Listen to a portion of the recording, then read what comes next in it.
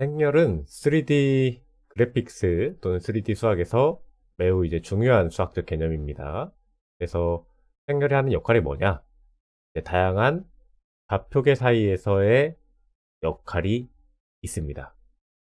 그래서 좌표계를 표현할 때 또는 서로 다른 좌표계 간의 변환 연산을 할 때 이제 우리는 행렬을 사용합니다. 그래서 우리가 이제 크게 행렬이 사용하는 역할에 대해서 세 가지 정도로 알아볼 건데요. 자, 행렬의 기본 연산과 속성에 대해서 볼 겁니다. 덧셈 연산, 곱셈 연산 같은 게 있겠죠. 그리고 기하학적 관점에서의 행렬의 속성에 대해서도 알아볼 겁니다. 단순 수학적인 이제 우리가 연산만 알아보면 얘가 이제 실제 그래픽스나 3D에서 어떻게 사용되는지 우리가 또 알아봐야 더 기억에 잘 남겠죠. 그리고 선형대 수학에서의 이제 행렬의 역할도 알아보도록 하겠습니다. 자, 이쪽에 쭉 보면 행렬을 표현하는 이제 정의는 되게 단순합니다. 열과 행과 열로 이루어진 사각형의 뭐 이차원 배열 같은 그런 모양을 생각하시면 됩니다. 그래서 뭐 2x2 행렬 같은 경우에는 이렇게 A, B, C, D로 뭐 표현을 한다면 4개 각각 2열 2행으로 표현을 할 수가 있겠죠. 그리고 이제 요거 이제 차수를 우리가 원하는 만큼 늘려서 사용할 수 있습니다. 뭐 3x3, 4x4, 5x5 만드는 만큼 사용이 가능합니다. 그리고 여기서 이제 우리가 알아볼 게 있는데 요렇게 대각선의 위치에만 값이 들어간 걸 우리는 대각행렬이라고 합니다. 대각행렬. 그리고 이 대각행렬 중에서 요 위치의 값이 전부 1인 행렬을 우리는 단위행렬이라고 해요. 이 단위행렬이 이제 우리가 왜 알아봐야 되냐? 예를 들어서 특정한 행렬, 뭐 이런 행렬이 있다고 했을 때 이쪽에다가 단위행렬 000, 000, 000, 000 곱해주면 자기 자신의 행렬이 그대로 다시 나오게 됩니다. 요거 행렬이 그대로 이렇게 다시 나오게 됩니다. 특정 행렬에 단위 행렬을 곱하게 되면 특정 행렬 값이 그대로 나오는데 이 부분 이제 자세하게 좀 뒤에서 설명을 해보도록 하겠습니다. 자, 그럼 행렬만 가지고는 사실 의미가 없죠. 왜? 우리가 앞선 시간에 벡터에 대해서 표현을 했습니다. 그래서 위치와 방향을 가지고 있는 데이터로 우리가 이제 벡터를 얘기했었죠. 그래서 우리가 뭐 3D 메쉬에 대한 여러 정보들이 점점점점 이렇게 3차원, 뭐 2차원 이 벡터로 표현해서 그 위치를 이 로컬 공간 기준 좌표계 캐릭터를 이렇게 이제 그려서 내 위치를 메쉬로 표현을 했었죠. 그래서 요 벡터가 앞서서는 우리가 계속 이 행벡터만 얘기를 했었는데 이 벡터는 사실 이렇게 가로로 표현하는 방식인 행벡터와 세로로 표현하는 방식인 열벡터가 있습니다. 이 둘의 차이는 사실 그렇게 중요하지 않지만 종종 이제 그 개발을 하는 환경에 따라서 행벡터를 쓰기도 하고 열벡터를 쓰기도 하기 때문에 이거를 가끔 인지하고 사용을 해야 될 때가 있습니다. 게임이니까 무조건 행벡터만 쓴다 그러진 않습니다. 대부분의 이제 게임 프로그램 개발에서는 행벡터가 주로 사용이 됩니다. 자, 그 이유는 뒤에서 좀 마저 설명하겠습니다. 그리고 또 특별한 행렬이 하나 더 있는데 전치 행렬이라는 것이 있습니다. 전치 행렬이라는 건 뭐냐? 우리 R 곱하기 C 행렬과 반대로 C 곱하기 R 행렬을 서로 바꾸어서 표현한 행렬입니다. 예를 들어서 지금 이렇게 ABC 값이 있죠. 여기 대각선으로 이렇게 그어서 이 위치가 지금 서로 대각선 기준으로 바뀌어 있습니다. 이렇게 값을 바꾼 것을 우리는 전치 행렬이라고 해요. 그래서 이 친구 같은 경우에도 알아두시면 좋습니다. 그래서 전치 행렬 이제 특징 중에 뭐 너무 당연한 얘기지만 값을 한번 바꿨다가 다시 바꿔주면 원본이 되겠죠. 원본이 될 거고 뭐 행벡터를 전체 행렬을 바꿔서 열 벡터로 표현을 할 수도 있고, 그리고 내가 만약에 어떤 개발을 하는데 열 벡터를 사용합니다. 근데 나는 계산을 하는 데 있어서 행 벡터가 편해요. 그럼 전체 행렬을 바꿔서 계산해 준 다음에 다시 전체 행렬을 바꿔서 돌려주면 되죠. 이렇게 이런 부분에서 좀 활용이 가능하고요. 또 나중에 나오지만 특정 조건에 따라서 회전을 시키는데 전치 행렬만 구하면은 회전이 값의 결과가 구해지는 그런 경우도 있습니다. 그 부분은 이제 뒷부분에서 회전과 같이 설명을 하면서 설명을 해드릴 겁니다. 그리고 이제 행렬의 연산을 우리가 조금 보자면, 자, 우리 벡터의 스칼라베 곱셈도 있었죠. 마찬가지로 행렬도 스칼라베 곱셈이 있고, 각 스칼라베 값을 각각의 행렬의 요소에다가 곱해주면 됩니다. 그리고 두 행렬을 곱하는 이제 방법이 나옵니다. 그래서 이 곱할 때 조건이 있습니다. 예를 들어서 여기 지금 4 곱하기 2 행렬과 2 곱하기 5 행렬이 있는데, 이 앞에 행렬의 뒷부분, 요 열의 줄수죠. 그리고 뒤에 행렬의 행의 줄수가 서로 차수가 맞아야 됩니다. 그래야 해당 요 값이 제외한 4 곱하기 5의 행렬의 결과가 나온다는 거죠. 요게 지금 만약에 맞지 않으면 요걸 이제 곱셈을 해보시면 아시겠지만 결과가 나오지 않습니다. 그래서 기본적으로 A 행렬의 열과 B 행렬의 행이 일치하지 않으면 행렬의 곱셈 AB는 성립하지 않는다는 걸 기억하시면 됩니다. 자, 그래서 행렬의 곱셈 연산은 되게 간단합니다. 각각의 요소에 그리고 뒤의 요소에 이 앞의 행렬의 행과 뒤의 행렬의 열을 요렇게 하나 곱해서 더해주고 요렇게 하나 곱해서 더해준 값을 구성시키면 됩니다. 자, 요거 좀 복잡하니까 2 곱하기 2 행렬을 예시로 계산을 한번 해보겠습니다. 그래서 A1과 A12와 B11과 B22를 서로 이렇게 곱해서 하나의 요소를 만드는 거죠. 마찬가지로 두 번째 요렇게 해서 이렇게 만들어주고, 그리고 요렇게 해서 이렇게 만들어지죠. 그리고 이쪽 줄과 다시 요렇게 해서 이렇게가 만들어집니다. 되게 단순하죠. 근데 여기서 우리가 이제 3차원 행렬을 이렇게 좀 보고 몇 가지를 좀 보자면, 아마 계산을 해보시면 아시겠지만 특별한 성질들이 조금 나옵니다. 예를 들어서 지금 이 행렬과 지금 이렇게 곱했죠. 그리고 이 지금 행렬의 위치를 바꿔서 BA 행렬의 곱셈을 계산해 보시면, 자, BA를 예시로 들면 지금 B11 여기에다가 A11, A12, A21, A22 이렇게 해서 이 행렬 두 개를 곱해 보겠습니다. 자, B12와 여기죠? B11 곱하기 A11 플러스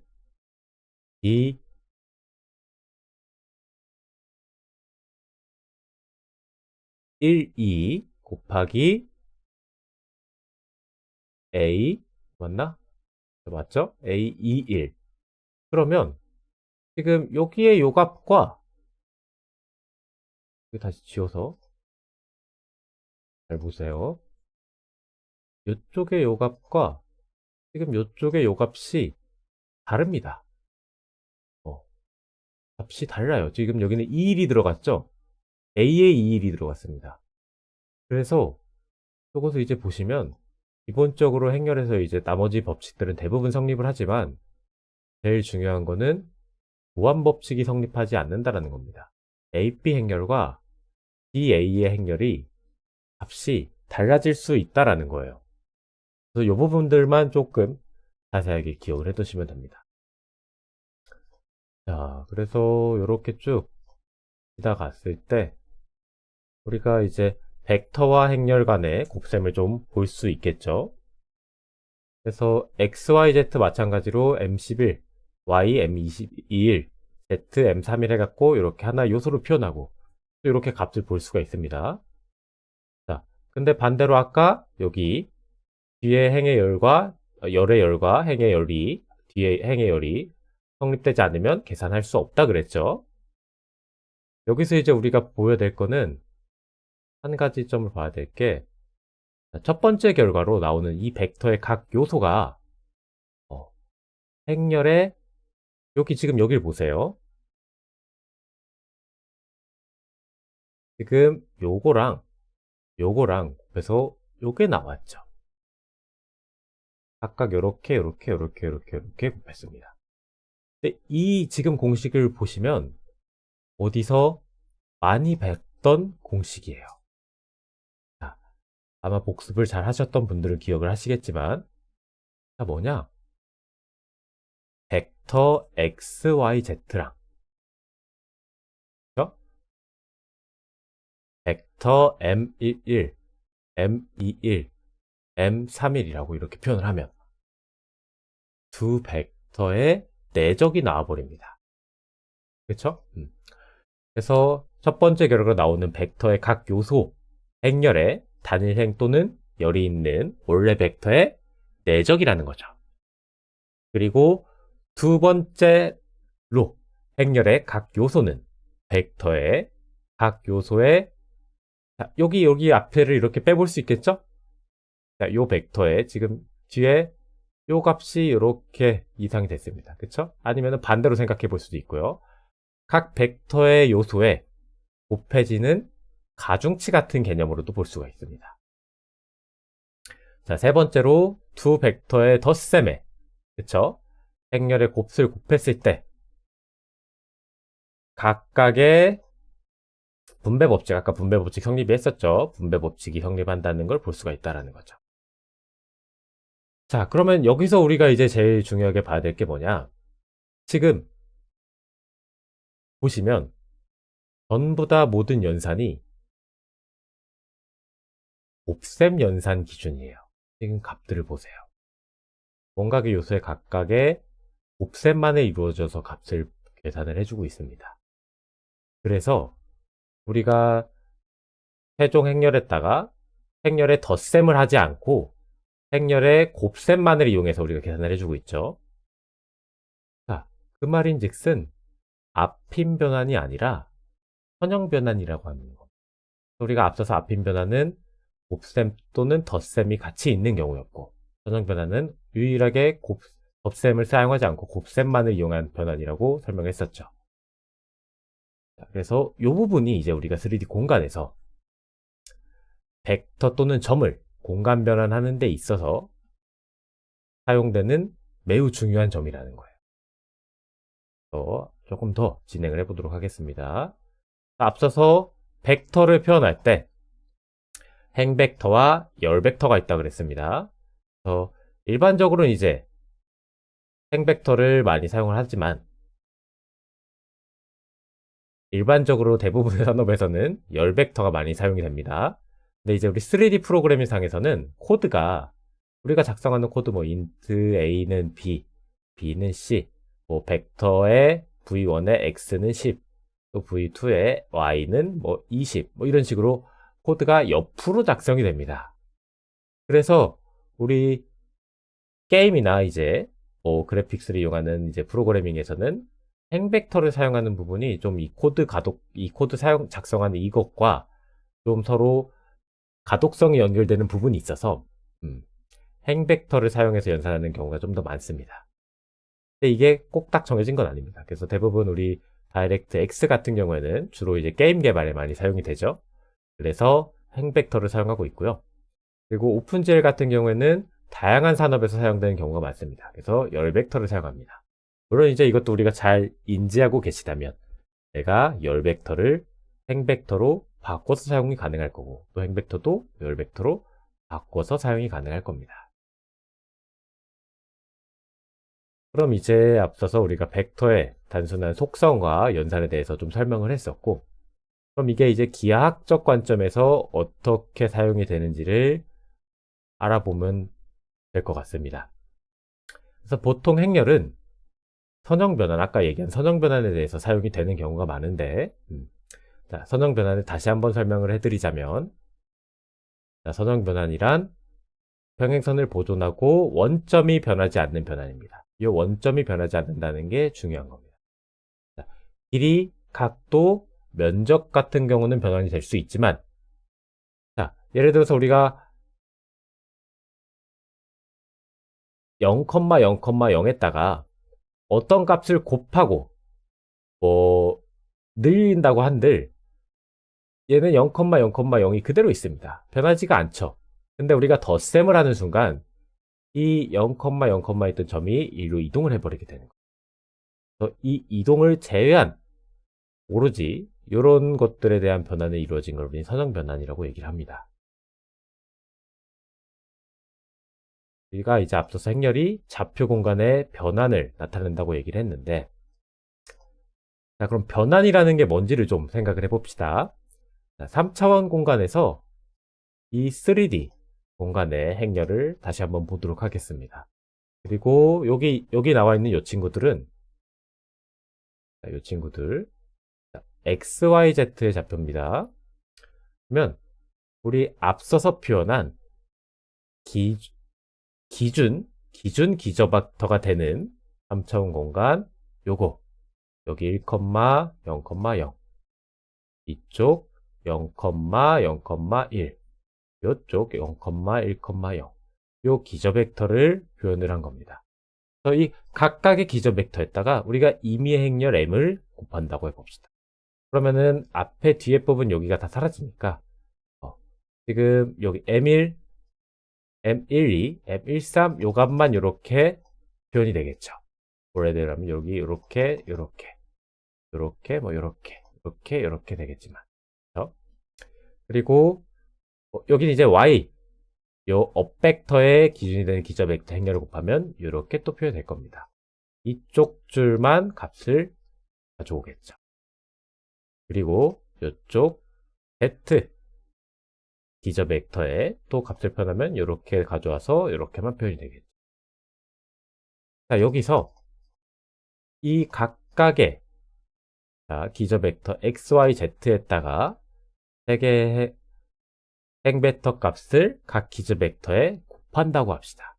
그러면 지금 여기 X벡터로 하나 볼 수 있고요. Y벡터로 하나 볼 수 있고 Z벡터로 하나 볼 수 있습니다. 이렇게 표현이 될 겁니다. 그렇죠? 자, 그래서 요거를 여기에다가 이 V 벡터에다가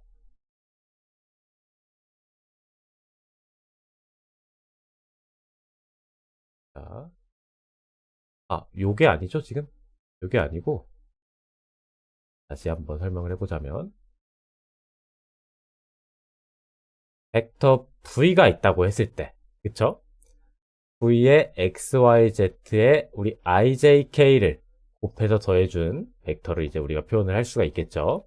기저벡터에 그 기저벡터의 특정 벡터를 곱한 벡터를 그 벡터에다가 우리가 임의의 행렬 m을 곱한다고 하면 아까 요 값들이 나왔었습니다. M123, M123 그리고 M31, 21, 223, 31, 3233 그래서 각각의 요 위치에다가 요 기저벡터 곱하기 m이 요게 나왔었죠?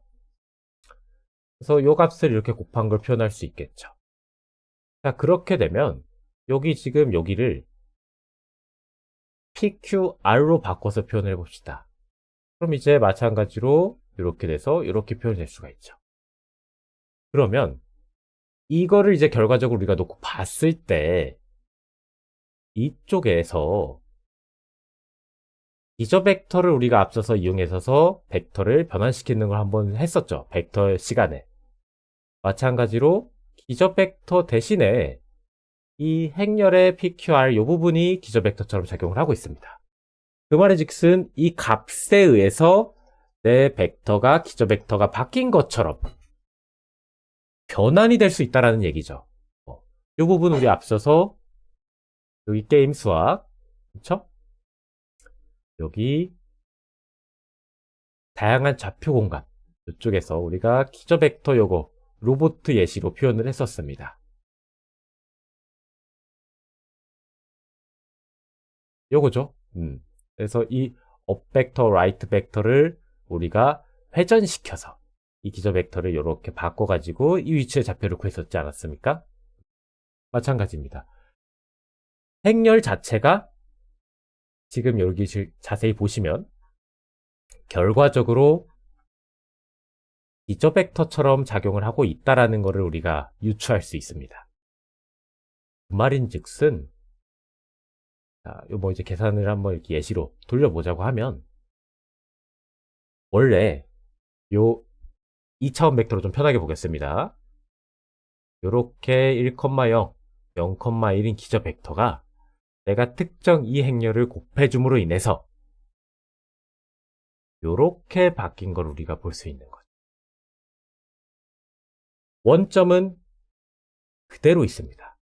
그 말인즉슨 원래 내가 요렇게 있던 나의 좌표계가 우리가 특정 행렬을 곱함으로 인해서 요쪽이 기준이 돼버리는 좌표계로 변환을 할 수 있다는 얘기죠. 그래서 X 기저 벡터는 P 벡터로 변환이 되고 Y 기저 벡터는 Q 벡터로 변환이 됩니다. 그럼 뭐 이제 얼추 보면 26.5도 정도 이제 회전을 한 거죠. 그래서 모든 정점에 저 기저 벡터의 변환 행렬이 곱해진다면 자신의 벡터의 위치가 바뀌게 되는데 그게 뭐 덧셈 뺄셈으로 이루어진 게 아니라 행렬의 곱셈으로 이루어져서 선형 변환을 표현함과 동시에 좌표계 자체가 바뀐다는 걸 우리가 알아볼 수가 있는 거죠. 그래서 XY 기저 벡터로 이루어진 정사각형이, 여기 정사각형이 이 PQ, 이제 이 0,0 기준으로 봤을 때 평행사변형이 되는 거죠. 이 평행사변형으로 변형이 됨으로 인해서 공간이 회전하고 늘어난 걸 우리가 확인할 수 있다는 거죠. 자, 로봇으로 치면 여기서 이렇게 변한 거죠. 자, 그래서 뭐 이 평행사변형을 우리가 뭐 스큐박스라고 하는데 용어는 중요한 건 아닙니다. 그래서 행렬 M이 중요한 건 좌표 공간을 회전시킬 뿐만 아니라 크기도 조정을 한다는 거예요. 자, 여기서 중요한 건 좌표 공간이 늘어난 개념이지 이동을 한 게 아니라는 겁니다. 그래서 마찬가지로 이 주전자도 우리가 이렇게 이 행렬을 곱해서 물체를 이렇게 변형을 시켜보면 45도 회전하고 위로도 길어지고, 그리고 이쪽 지금 Z 부분은 0001이죠? 변한 게 없을 겁니다. 더 변환이 진행되지 않아서 이렇게 모양이 바뀔 수 있다는 거죠. 그래서 보고 있는 카메라가 만약에 이렇게 정면을 보고 있다면 이게 돌아간 것처럼 보이겠지만 얘를 위 기저 벡터 기준으로 쳐다보고 있다고 생각을 하면 이쪽에서 보고 있겠죠? 그러면 이렇게 이제 물체가 위로 길어진 거를 볼 수가 있겠죠. 이렇게 정사각형에서 평행사변형. 자, 그래서 정리를 우리가 좀 해보자면, 자, 기본적인 기저 벡터 우리 요 길이가 1인 표준 기저 벡터 있었죠? 이 표준 기저 벡터 정사각행렬로 표현이 가능합니다.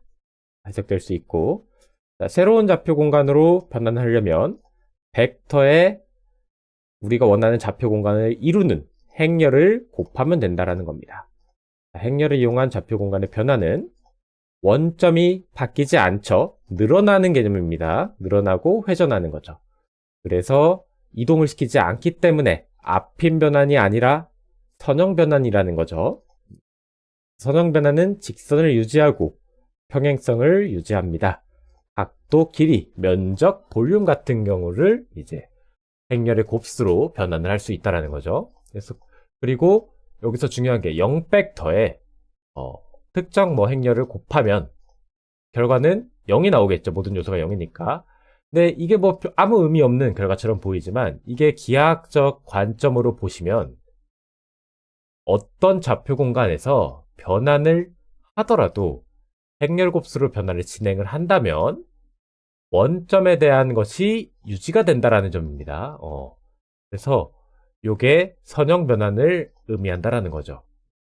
요게 뭐 제가 계속 강조를 하고 있지만 요게 별 중요한 게 아닌 것 같아도 우리가 이제 뒤에서 월드 좌표계로 변환을 하는 데 있어서 덧셈 연산에 대한 앞임 변환이 사실 이루어져야 되는데 이거를 선형 변환으로 바꾸어서 표현을 할 겁니다. 그래서 이 선형 변환이라는 점이 굉장히 중요하다라는 거죠. 우리는 앞임 변환을 사용하지 않기 때문이에요. 자, 그리고 우리는 이 행렬의 곱슬 기저 벡터의 좌표 공간의 변환으로 이렇게 시각화해서 표현을 해볼 수 있다라는 거죠. 자, 부록 여기서 추가적으로 우리가 그러면 왜 행렬을 사용하냐? 그냥 방정식을 이용해서 사용할 수도 있지 않냐라고 이제 얘기를 할 수 있지만, 자, 지금 요 방정식 우리 이용해서 요거 xy, x1, x2, x3 뭐 곱하고 빼고 나누고 해서 구할 수 있죠.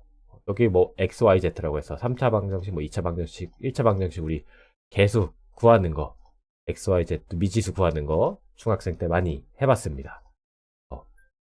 근데 다만 시대가 이제 변함에 따라서 GPU 하드웨어가 엄청나게 발전을 했습니다. 그래서 우리가 기본적인 CPU 연산을 이용해서 한 주씩 연산을 해볼 수도 있지만 이 병렬 연산을 이용하게 되면 계산이 어마어마하게 빨라지게 됩니다. 특히나 이제 우리 뭐 AI 또 뭐 기술적으로 들어가는 뭐 유체, 역학, 천, 뭐 헤어, 뭐 머신 비전 프로그래밍, 모션 인식, 여러 가지 뭐 빛 계산 등등 연산량이 많은 작업들이 이제 많은 작업들이 많아졌기 때문에 거기서 우리가 배운 이 선형대 수학 이 부분들이 좀 더 힘을 발휘할 수 있게 될 겁니다. 그래서 이번 시간은 이제 우리가 벡터와 행렬에 대해서 배웠고 또 벡터와 행렬이 연산이 뭐 단순 공식만 의미하는 게 아니라 우리 3D 공간에서 어떤 역할을 표현하고 있는지를 훑어봤습니다. 그래서 훑어봤고 다음 시간에 이제 이게 어떤 연산에서 게임 프로그래밍에서 다양한 분야가 있겠지만 우리 이제 게임을 만드는 게 목적인 사람들이죠. 게임 프로그래밍에서 어떤 역할을 어떤 행렬 공식들을 이용해서 우리가 물체를 변환하고 이런 것들을 좀 알아보도록 하겠습니다. 시간이 되시면 여기 자 연습 문제 행렬 연습 문제 추가를 해놨습니다. 행렬 연습 문제를 추가를 해놨고 뭐 영어로 되어 있긴 하지만 단순한 문제이기 때문에 번역기 눌러서 푸셔도 되고 한번 시간이 나보시면 손으로 한번 풀어보셔도 좋습니다. 곱셈, 뺄셈, 나눗셈 뭐 이렇게 한 번씩 곱해도 보고 계산 한번 해보는 거죠. 이렇게 해서 고생 많으셨습니다. 수고하셨습니다.